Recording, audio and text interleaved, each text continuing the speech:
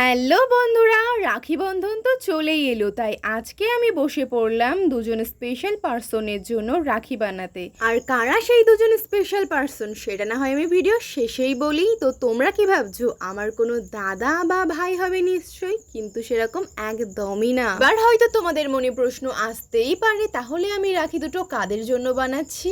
দাঁড়াও দাঁড়াও বলছি। রাখি দুটো আমি বানাচ্ছি বিশেষ ব্যক্তির জন্য, আর তাদের নামও আমি রাখির ওপরে লিখে দেব। তো চলো রাখি বানানোর প্রসেসটা তো আগে দেখে নাও। তো দেখো, আমি ক্লে দিয়ে এখানে রাধা নামের অক্ষর বানিয়ে নিয়েছিলাম। এরপর আমি এই ক্লেটার পিছনে গ্লু অ্যাটাচ করে তারপরে এই রাখি যেটা তৈরি করেছি এটার ওপরে স্টিক করে দিলাম।